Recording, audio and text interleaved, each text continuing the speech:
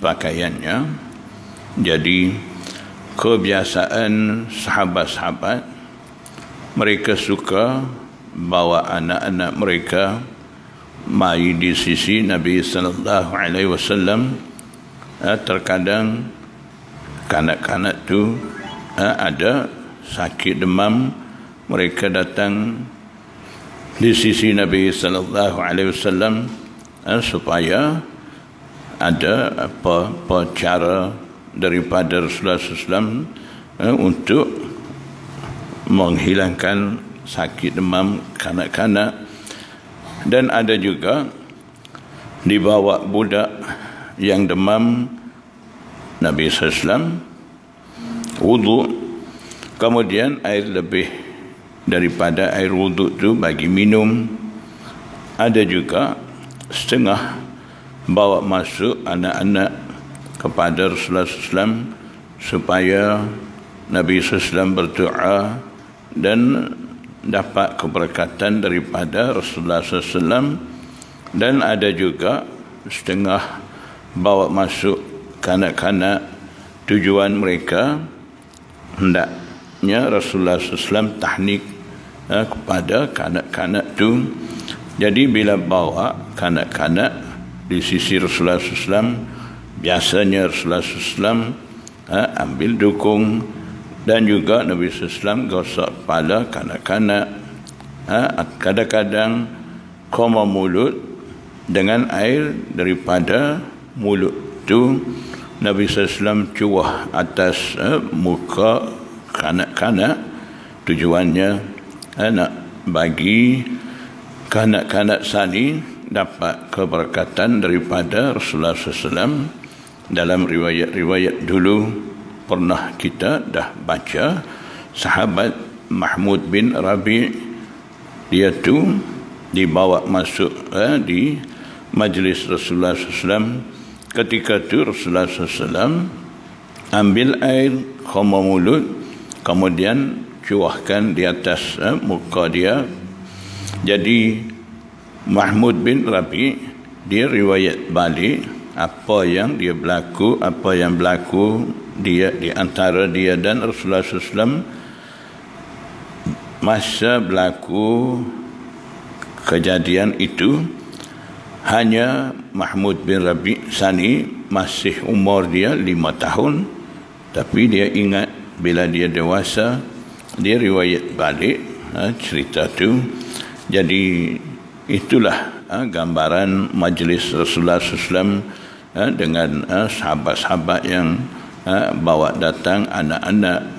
Jadi ada satu ketika dibawa seorang kanak di sisi Rasulullah SAW.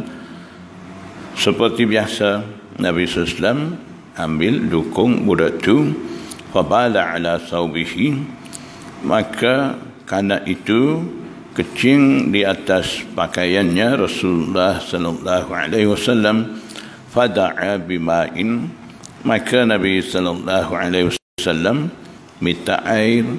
Fa'atba'ahu iyyahu, maksudnya yasubbuhu alaihi. Atba'ahu ay atba'a Rasulullah sallallahu alaihi wasallam al-baul alladhi ala thawbil ma'i yasubbuhu alaihi. Nabi SAW siramkan air ke atas kain yang terkena air kecing tu.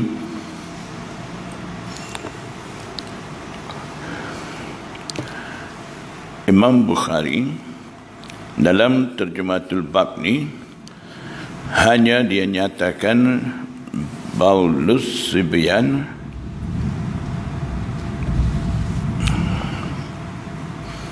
biasanya istilah sibyan ni guna untuk kanak-kanak lelaki.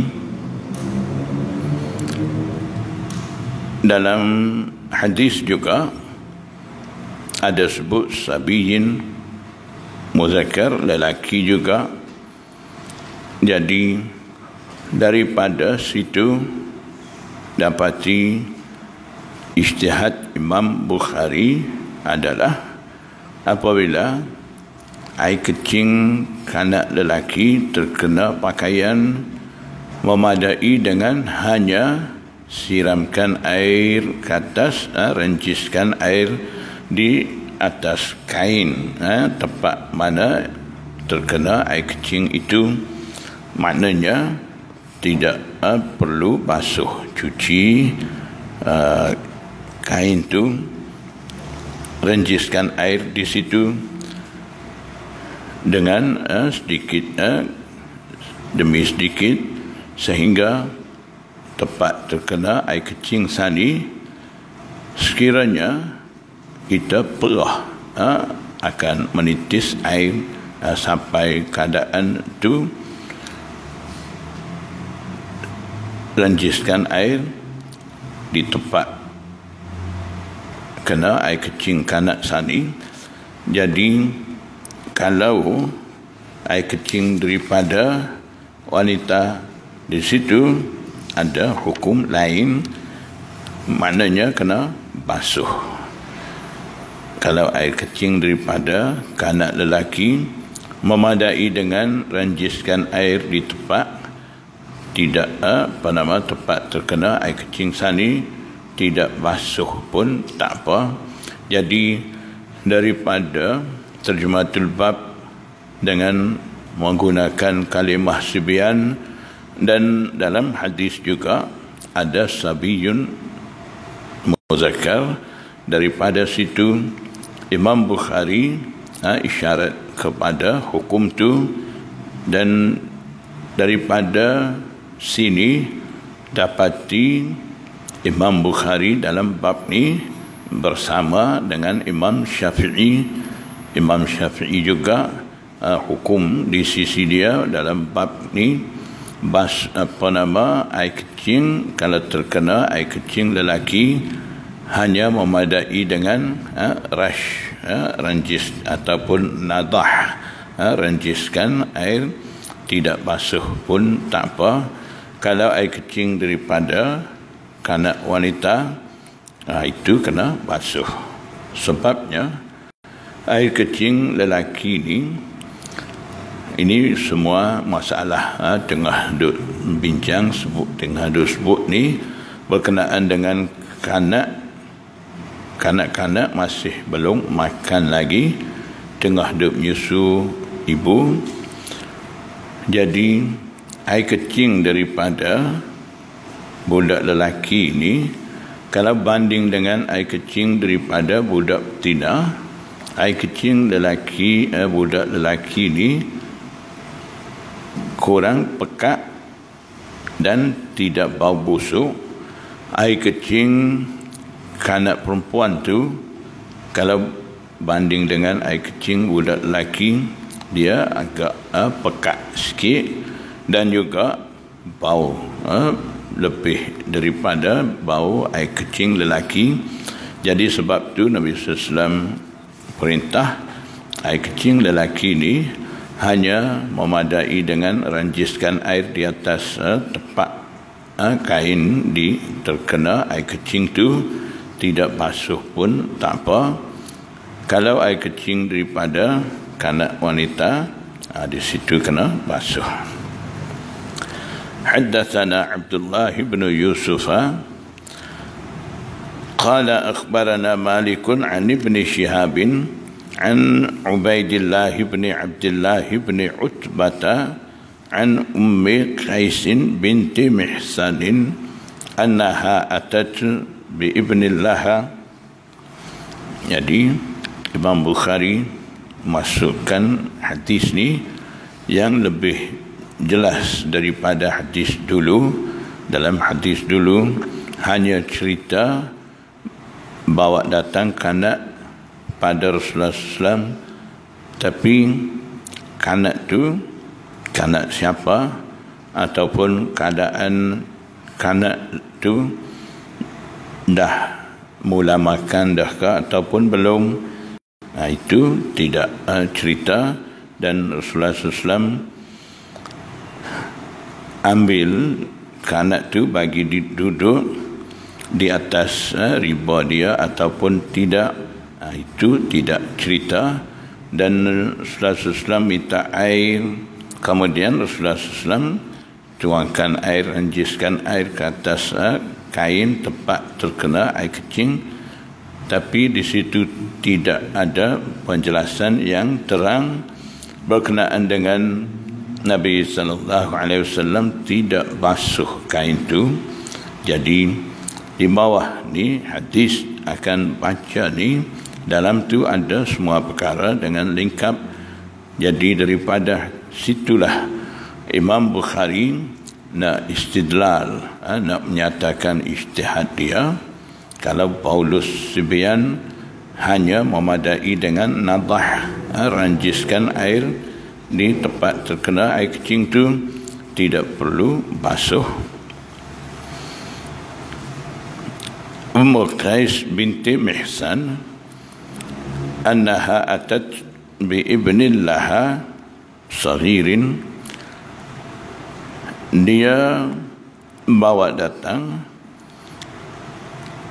anak lelaki dia masih kecil, lam yakulit ta'ama, sedang kanak tu masih lagi belum pandai makan makanan, ila Rasulullah sallallahu alaihi wasallam. Ummu Qais Sani bawa masuk kanak tu ke majlis Rasulullah SAW, kepada Rasulullah SAW. Fa'ajlasahu Rasulullah sallallahu alaihi wasallam, maka Nabi sallallahu alaihi wasallam bagi duduk kanak tu fi hijrihi, di atas ribanya. Fabala ala thawbihi, kanak itu terkecing ke atas kainnya Rasulullah SAW, pakaian Rasulullah SAW. Fada'a bima'in, kemudian Nabi sallallahu alaihi wasallam minta air. Fanadahahu, kemudian Rasulullah SAW ranjiskan air kepada kain itu. Walam yaghsilhu, sedang Nabi sallallahu alaihi wasallam tidak basuh cuci kain itu, hanya memadai dengan meranjiskan air. Jadi bila kata nadah, itu pun makna dia ranjiskan air, tidak basuh juga. Untuk lebih jelaskan maksud nadah, ada di sini walam yaghsilhu, tidak basuh air kecing tu. Jadi yang cerita tadi di sisi Imam Syafi'i, Imam Bukhari ada bezakan air kecing lelaki dan perempuan. Air kecing budak lelaki, kanak lelaki, memadai dengan ranjiskan air di atas pakaian yang terkena air kecing tu, di tempat terkena tu tak basuh ke semua kain, ke semua pakaian tu pun tak apa. Kalau air kecing daripada kanak perempuan tempat terkena air kecing sani, mesti mau basuh. Tapi di sisi Imam Abu Hanifah tidak ada perbezaan begitu. Begitu juga Imam Malik. Mereka berdua kata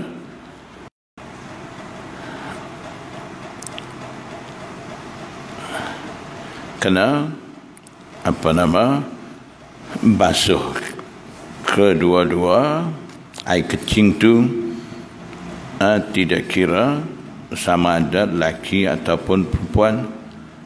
Dan begitu juga tidak kira sama ada kanak tu dah makan ataupun belum. Maksudnya di sisi dua imam sani, Imam Abu Hanifah dan Imam Malik, mereka berdua ambil maksud nadaha itu an-nadhu huwal ghaslu.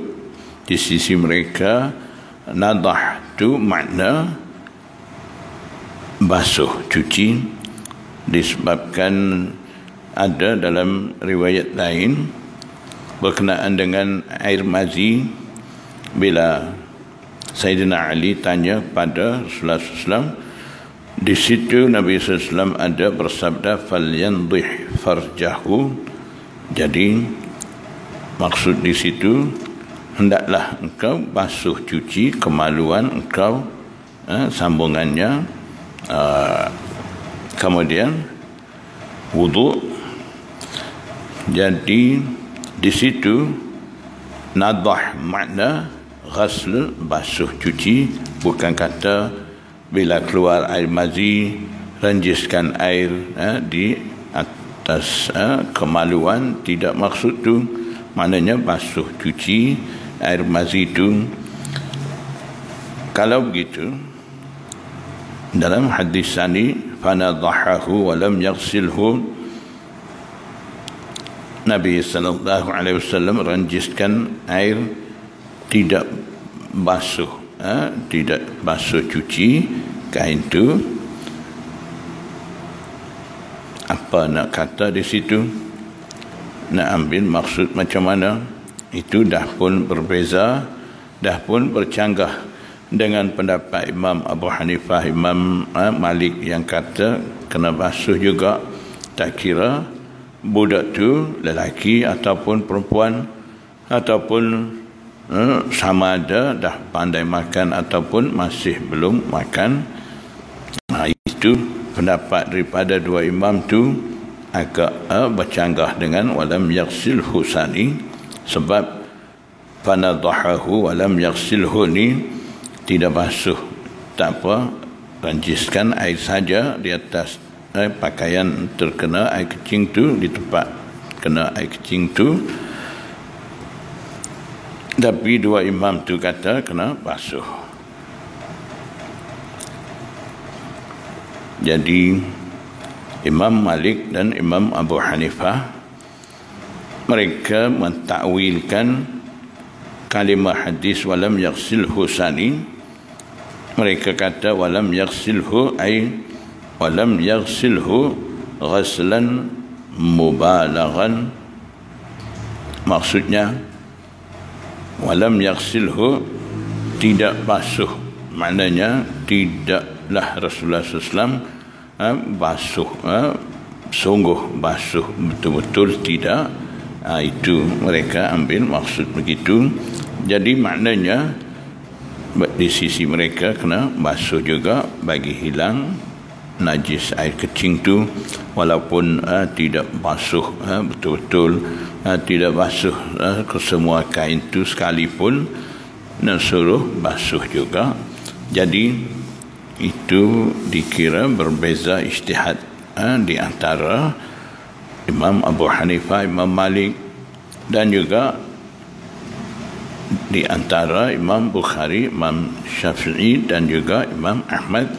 Jadi dalam bab ni, daripada uslub Imam Bukhari, terjematul bab, dan juga daripada hadis tadi dan hadis di bawah ni, daripada kesemua uslub Imam Bukhari, dapati Imam Bukhari menghendaki air kecing kanak lelaki hanya memadai dengan renjiskan air di atas tempat kena air kecing tu, tak basuh pun tak apa.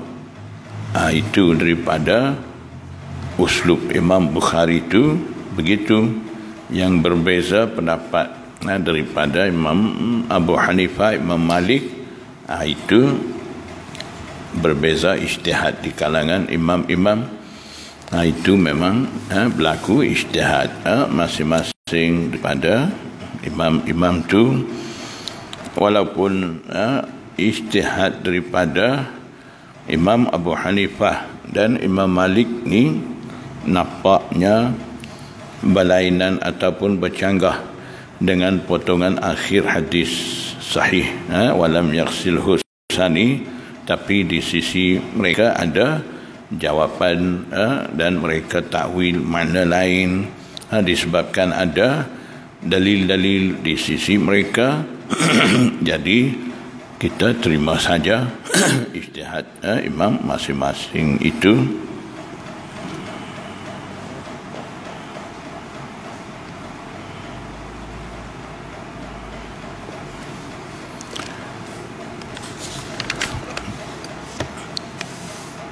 Babul bauli qa'iman wa qa'idan.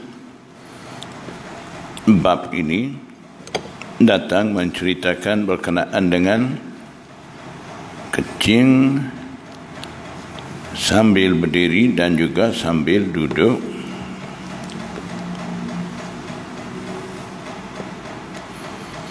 Haddatsana Adamu qala haddatsana Syu'batu 'anil A'mashi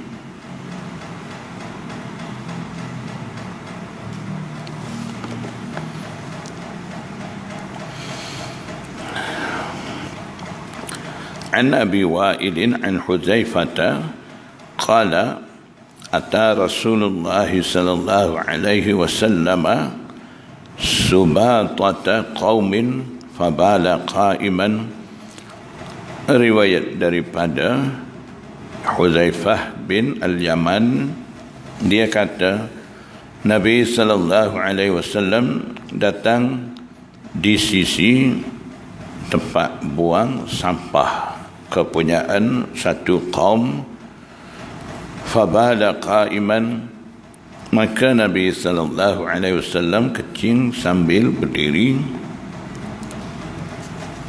Summa da'a bima'in, kemudian Nabi sallallahu alaihi wasallam minta air. Faji'tuhu bima'in, Hudzaifah kata, maka saya pun bawa air kepadanya pada Rasulullah SAW. Fatawadda'a, maka Nabi sallallahu alaihi wasallam wudu dengan air itu. Jadi dalam terjematul bab ni ada dua juzuk, dua bahagian. Pertama, baul qa'iman, kencing sambil berdiri. Yang kedua, baul qa'idan, kencing sambil duduk. Tapi kalau kita tengok dalam hadis di bawah ni, hanya ada cerita berkenaan dengan baul qa'iman, kencing sambil berdiri itu, dan tidak menjumpai berkenaan dengan kencing sambil duduk. Jadi itu tidak bermakna Imam Bukhari apabila dia sebut satu-satu perkara dalam terjematul bab, kemudian dalam hadis tidak ada perkara itu tidak bermakna Imam Bukhari menafikan daripada perkara itu, menafikan terhadap perkara itu, tidak. Seperti mana setengah-setengah faham begitu. Contohnya ada terjematul bab menyatakan berkenaan dengan sembahyang sunat pada hari Jumaat. Dalam terjematul bab itu ada sebut qablahu wa ba'dahu. Kemudian Imam Bukhari bawa hadis tu. Dalam hadis ada hanya sebut sembahyang sunat Nabi SAW lakukan selepas fardu Jumaat. Jadi ramai orang salah faham di situ, katanya mereka sunnah qabliyah sebelum fardu Jumaat ni tak ada, tidak ada. Dan mereka berhujjah dengan bab tu, dengan hadis tu. Katanya Imam Bukhari, dia sebut qablahu dalam terjematul bab berkenaan dengan sembahyang sunat qabliyah, tapi dalam hadis tidak sebut pun berkenaan dengan sunnah qabliyah ni. Sunnah qabliyah ni bermakna tidak ada hadis, tidak ada riwayat menyatakan boleh sembahyang sunat qabliyah. Dengan itu mereka nafikan dan juga mereka larang daripada sembahyang sunat qabliyah sebelum fardu sembahyang Jumaat itu satu salah faham terhadap usul Imam Bukhari berkenaan dengan terjematul bab. Jadi yang salah faham tadi bukan kata orang biasa berdasarkan penjelasan daripada Hafiz Ibnu Hajar dalam Fathul Bari dalam bab tadi. Hafiz Ibnu Hajar sendiri cerita Imam Ibnul Qayyim dia salah faham begitu. Dia kata ada sebut qablahu pada terjematul bab, tapi bila tengok sembahyang sunat qabliyah dalam hadis tidak ada. Yang ada Nabi SAW sembahyang sunat 2 rakaat selepas daripada fardu Jumaat tu. Jadi ba'diyah ada, qabliyah tak ada. Yang faham begitu Imam Ibnul Qayyim. Jadi Hafiz Ibnu Hajar menolak dan Hafiz Ibnu Hajar kata Ibnul Qayyim di sini salah faham. Jadi banyak lagi riwayat-riwayat menyatakan ada dalam kitab Mu'jam Tabrani yang mana Rasulullah SAW menyatakan di situ sembahyang sunat qabliyah 4 rakaat dan ba'diyah 4 rakaat. Begitu pun ada riwayat-riwayat di sisi Imam Abu Hanifah dalam mazhab Hanafi sembahyang sunat qabliyah ada, lagipun bukan 2 rakaat saja, 4 rakaat sebelum fardu Jumaat, selepas fardu Jumaat pun begitu juga, ba'diyah 4 rakaat. Jadi Imam Abu Hanifah ada dalil, dia tentukan begitu. Jadi ada hadis yang menyatakan ba'diyah saja, qabliyah tak ada. Ada hadis yang menyatakan qabliyah, ba'diyah ada. Imam Abu Hanifah tarjih hadis yang ada dua-dua dan tentukan 4 rakaat qabliyah dan 4 rakaat ba'diyah. Jadi daripada Imam Bukhari sebut dalam terjematul bab, kemudian tidak ada dalam hadis perkara yang dia sebut pada terjematul bab tu, di situ tak boleh kita nak kata amalan itu langsung tidak ada, seperti mana menolak qabliyah tadi. Jadi di sini pun kalau nak pakai nak kira kaedah tu dalam terjematul bab, ada sebut qaiman, qa'idan. Yang sebut dalam hadis qaiman kecing berdiri, kecing sambil duduk ni tidak ada dalam riwayat ni. Jadi itu tidak bermakna Imam Bukhari menafikan daripada Rasulullah SAW kecing sambil duduk tu. Jadi banyak riwayat menyatakan Nabi SAW kecing sambil duduk, sampai kaum munafikin Yahud mengejek-ejekkan Rasulullah SAW disebabkan Rasulullah SAW kecing berdiri. Sebabnya kaum Arab jahiliyah dulu mereka bangga kecing sambil berdiri. Itu mereka kira orang kecing sambil berdiri ni gentleman. Kalau kecing sambil duduk ni itu cara wanita. Bila Rasulullah SAW bila mereka lihat Rasulullah SAW kecing sambil duduk, mereka ejek Rasulullah SAW, kata dia ni kecing tabulu kama tabulul mar'ah, dia kecing seperti mana wanita kecing. Jadi maknanya Nabi ada sabit amalan Rasulullah SAW kecing sambil duduk. Tapi Imam Bukhari dia tidak masukkan cerita berkenaan dengan Nabi SAW kencing duduk. Hadis-hadis itu tidak masuk. Hanya dia isyarat dengan terjematul bab. Dalam terjematul bab tu, sebabnya ini satu kehalusan ijtihad daripada Imam Bukhari. Maksudnya, apabila kencing sambil berdiri itu boleh, lebih-lebih lagi kencing sambil duduk tu boleh. Maknanya itu yang dikehendaki oleh Rasulullah SAW. Kencing sambil berdiri ini bukan pilihan Rasulullah SAW. Kalau itu pun boleh, apalagi yang pilihan Rasulullah SAW kencing sambil duduk tu lagi boleh. Jadi sebab tu Imam Bukhari dia bawa riwayat yang kiranya menepati dengan syarat dia masuk di sini, dan yang ijtihad dia tu dia isyarat dengan kaidah yang ada pada terjematul bab itu.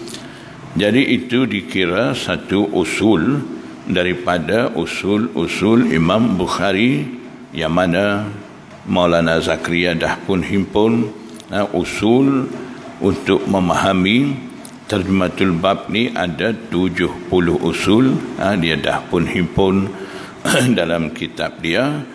Jadi salah satu daripada usul Imam Bukhari, apabila dia ijtihad hukum daripada mana-mana hadis, terkadang hadis tu tidak menepati dengan syarat dia boleh terima, walaupun hadis tu sahih, tapi disebabkan syarat dia ketat nak menerima hadis, nak masuk dalam Sahih Bukhari dia. Jadi walaupun hadis tu sahih, walaupun daripada hadis tu dia ijtihad hukum, tapi dia tidak masukkan hadis tu dalam Bukhari, tapi dia beramal juga dengan hadis tu, ijtihad hukum juga daripada hadis tu, dan ijtihad dia tu dia akan isyarat dengan kalimah yang ada dalam terjematul bab tu. Jadi tidak masuk hadis tu di bawah terjematul bab tu, seperti mana yang saya cerita Nabi SAW kencing sambil duduk. Ada kaum munafik Yahud ejek dengan Rasulullah SAW. Memang ada riwayat, tapi Imam Bukhari tidak masuk riwayat tu di sini sebagai dalil bagi kaidah yang dia sebut dalam terjematul bab tu.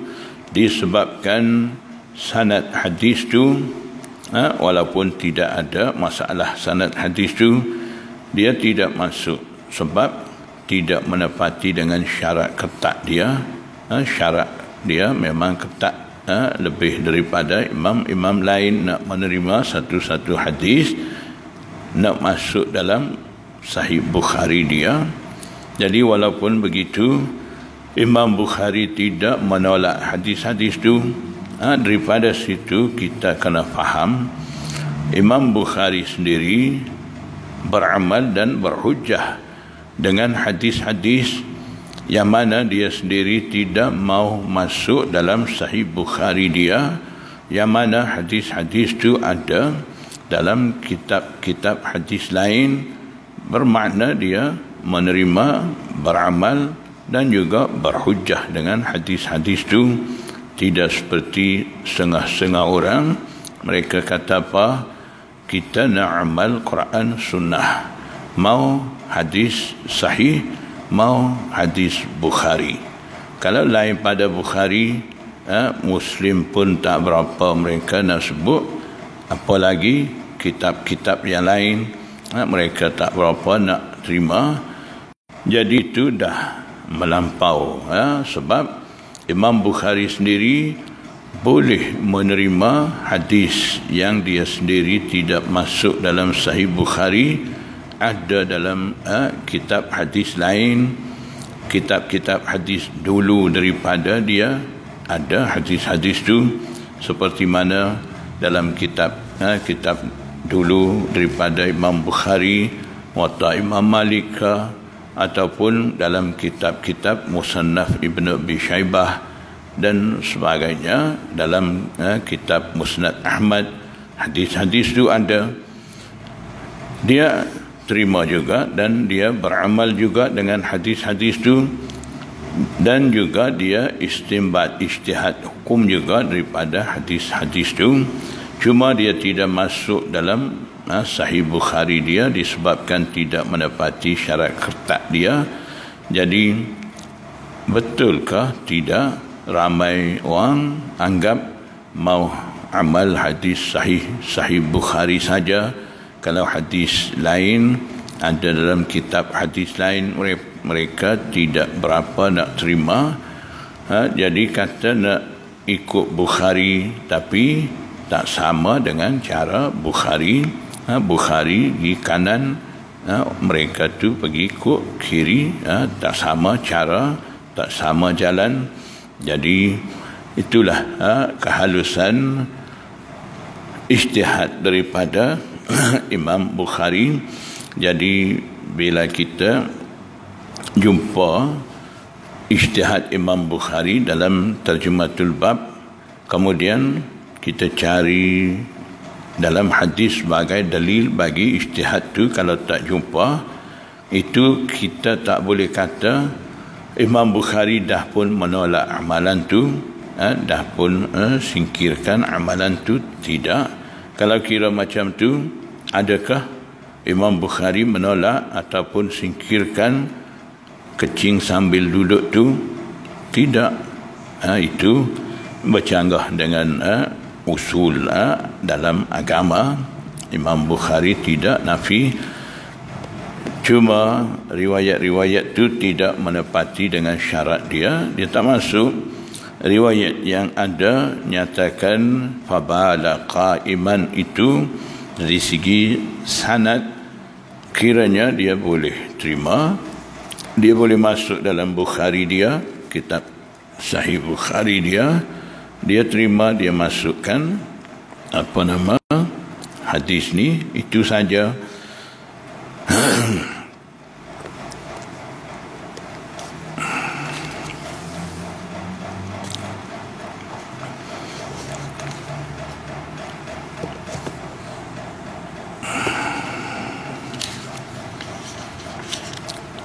Babul bauli inda sahibihi wa tasatturi bil haid. InsyaAllah sambung. Dan dalam hadis ini kita sudahkan sikit, Nabi SAW kecing sambil berdiri itu adalah keadaan yang jarang berlaku daripada Rasulullah SAW. Dan juga dalam Sunan Tirmizi ada Aisyah radhiyallahu ta'ala anha, dia kata, kalaulah seseorang cerita, man haddatsakum anna an-nabiy sallallahu alaihi wasallam kana yabulu qa'iman fala tusaddiquhu. Aisyah kata, kalau seseorang kata Nabi SAW kecing sambil berdiri, jangan kamu sokong, jangan kamu benarkan. Jadi hadis tu dengan hadis sani bercanggah. Itu satu. Yang kedua, Nabi SAW kecing sambil berdiri sani. Sebab apa? Itu ada berkenaan dengan dua perkara tu. Ada penjelasan daripada imam-imam muhaddisin dan juga daripada fuqaha mujtahidin. Itu insya-Allah kita akan sambung. Sekarang ni masa dah itu di sekarang ni dulu. Wallahu a'lam. Subhanallah wa bihamdihi. astaghfiruka wa atubu